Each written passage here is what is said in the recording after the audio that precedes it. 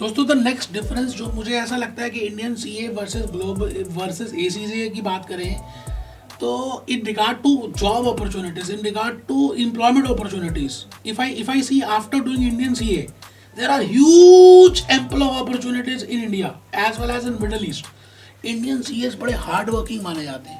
Indian CS जो है ना उनके कंसेप्ट बड़े सारे क्लियर माने जाते हैं. तो मिडिल ईस्ट में, दुबई में, even in India there is huge opportunities. आप कहीं पे भी वर्क कर सकते हैं.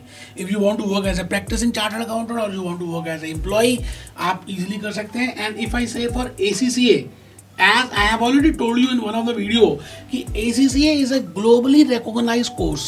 180 कंट्रीज, 180 प्लस कंट्रीज में रिकॉग्नाइज है. आप वहाँ पर as a accounts profile, as a taxation profile, as a management accounting profile, as a auditing profile, you can work anywhere. कहीं पे भी आप इजीली काम कर सकते हैं. मतलब मिडिल ईस्ट में तो कर ही सकते हैं, इंडिया में भी कर सकते हैं. हाँ, एक डिफरेंस है कि इंडिया में आप as a ACCA you can not do practice, you know, but आप और बाकी सब बिग 4 में, मल्टीनेशनल्स में you can work in, you know, Accenture, you can work in any BPOs because you have the huge global knowledge. I think आप समझ रहे हैं दोनों बातों को डिफरेंस. द नेक्स्ट डिफरेंस जो मुझे लगता है कि इंडियन CA और ACCA में जो मेजर डिफरेंस है that is in regard to practical experience.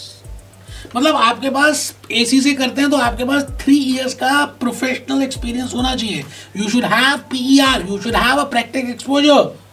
अब वो 3 साल का एक्सपोजर जो 36 months का एक्सपोजर है, आप ACCA से पहले भी, ACCA करते हुए भी और ACCA के बाद भी, एज ए इंटर्नशिप भी, एज ए फिजिकल भी, एज ए वर्चुअल भी, आप किसी भी तरह से गैदर कर सकते हैं. But that you have to work in accounts, tax, audit and finance. It means आपको फ्रेशर नहीं माना जाएगा. मतलब जब आपके पास ACCA का मेंबरशिप आएगा तो you have already 36 months experience. But in case of Indian CA की बात करें तो दोस्तों आपको 3 साल का articleship, you have to complete 3 years articleship. And that 3 year articleship के बाद you can eligible for giving CA final examination. और CA फाइनल क्लियर करने के बाद भी आप फ्रेशर ही माने जाएंगे क्योंकि आपके पास वो आर्टिकलशिप थी, वो एक्सपीरियंस. मतलब no doubt you have work for 3 years, but again it will not be counted, you will be treated as a fresher.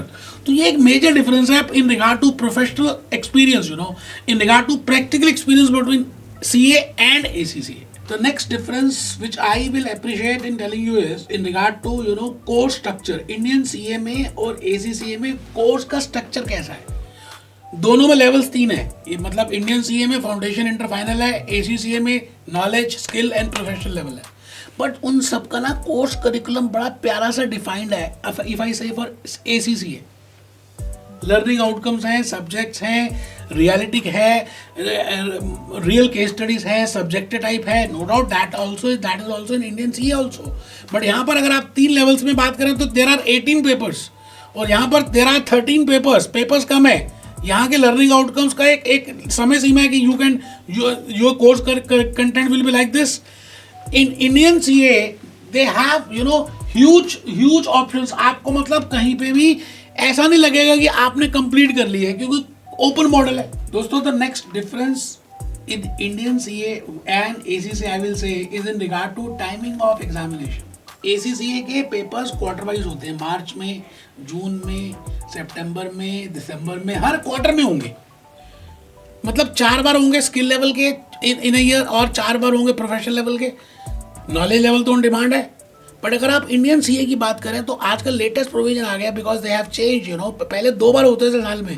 अब now Indian CA can also, you can give the examination 3 times in a year. But अभी भी यहाँ पर ACCA में ज़्यादा flexibility है as compare to the timing of examination. यहाँ पे कम फ्लेक्सिबिलिटी है.